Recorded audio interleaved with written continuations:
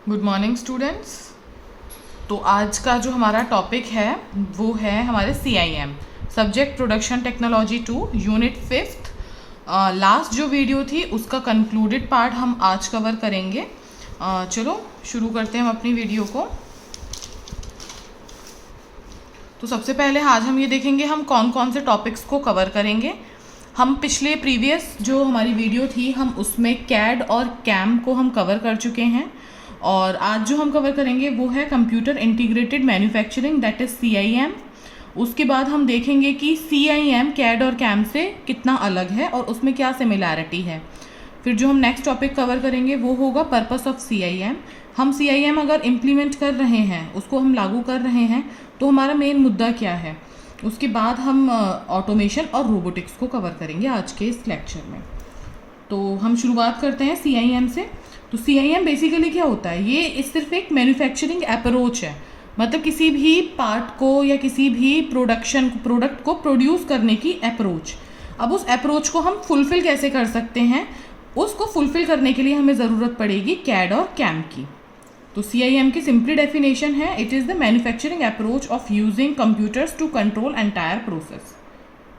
ठीक, कंटिन्यू है। This integration allows individual process to exchange information with each other and initiate actions। इस पूरी की पूरी परिभाषा का सिंपली सिर्फ ये मतलब है कि कैड और कैम हमारे पास एक सॉफ्टवेयर है, और उस सॉफ्टवेयर को हमें प्रोसेस में लाने के लिए जिस एक प्रोसीजर का नाम होगा वो होगा CIM। मैं आपको एक एग्जांपल दे के समझाऊंगी ये। जैसे कि मैंने कुछ बच्चों की टीम बना दी, मान लो कि मैंने 5 बच्चों की एक टीम बना दी। अब मैंने उनको एक न्यूमेरिकल सॉल्व करने को दिया। अब उस 5 बच्चों में से किसी एक बच्चे के पास कैलकुलेटर है, किसी एक के पास उस सवाल को सॉल्व करने की टेक्निक है, और किन्हीं और बच्चों के पास जो है जो प्रोसीजर है उसको फॉलो करने की थ्योरी है।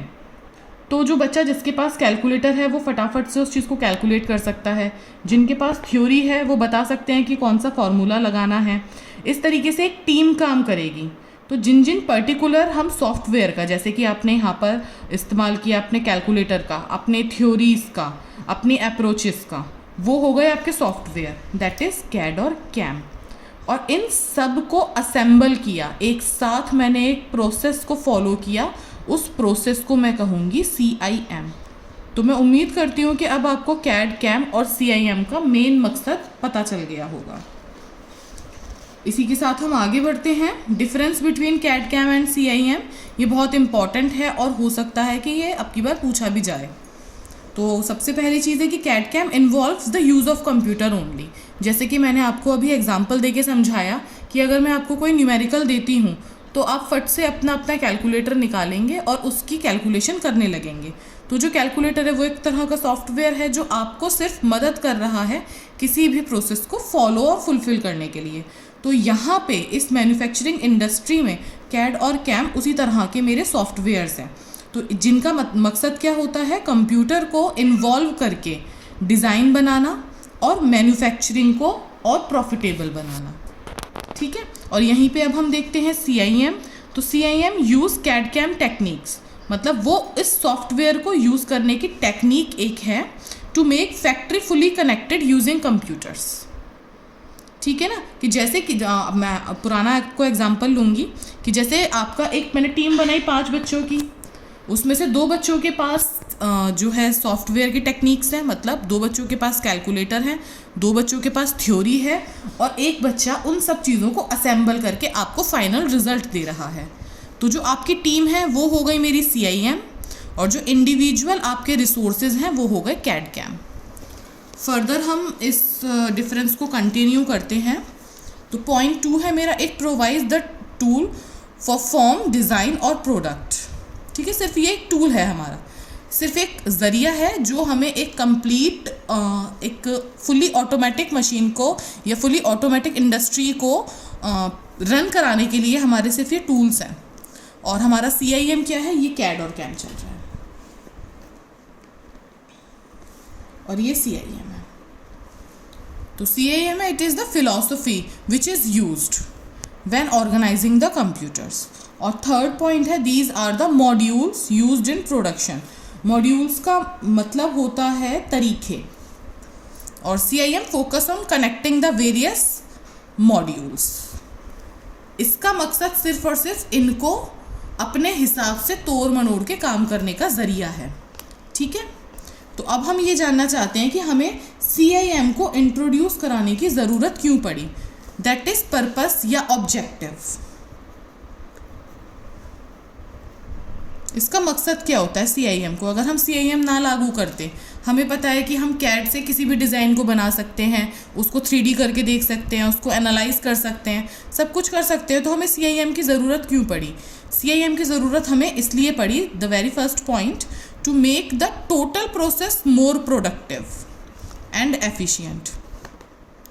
प्रीवियस लेक्चर में हमने पढ़ा था कि हम लोगों ने CAD और CAM को ही क्यों इंट्रोड्यूस किया, क्योंकि अगर हम कोई भी डिज़ाइन मैनुअली बनाते हैं, जैसे कि आप लोगों ने फर्स्ट सेमेस्टर में अपने हाथ से स्केचेस किए होंगे, तो उसमें सबसे ज़्यादा नुकसान क्या होता है?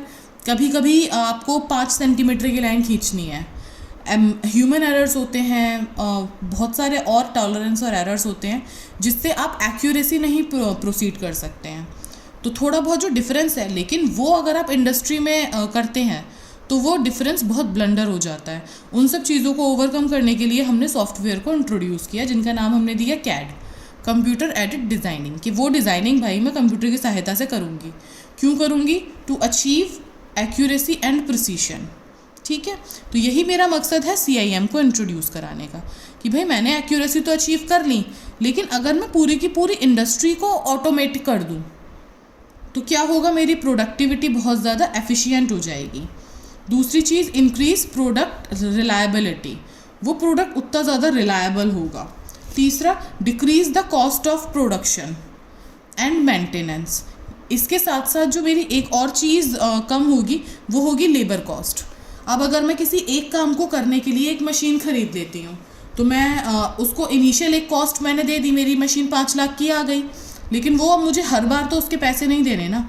लेकिन अगर उसी काम को करने के लिए मैं लेबर रखती हूँ, तो मुझे उस लेबर का पेमेंट हर महीने करना पड़ेगा, जो कि फिक्स्ड पेमेंट होगा।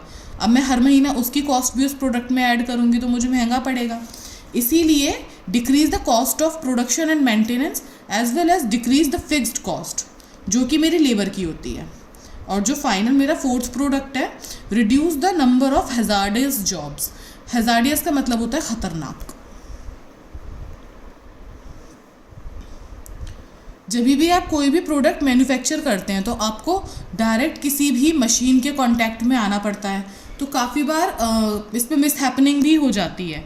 तो अगर मैं वहाँ से अपनी ह्यूमन लेबर को हटा दूंगी, वो सारा का सारा काम मशीनों के द्वारा करूँगी, तो मेरे जितने भी खतरनाक जॉब्स हैं उन सबको भी मैं रिड्यूस कर सकती हूँ। तो मेरे ये 4 बेसिकली मेन ऑब्जेक्टिव हैं CIM को इंट्रोड्यूस कराने के लिए।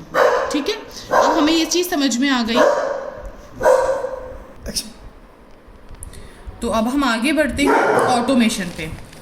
हम लोगों को समझ में आ गया कि CAD CAM हमारे सॉफ्टवेयर्स हैं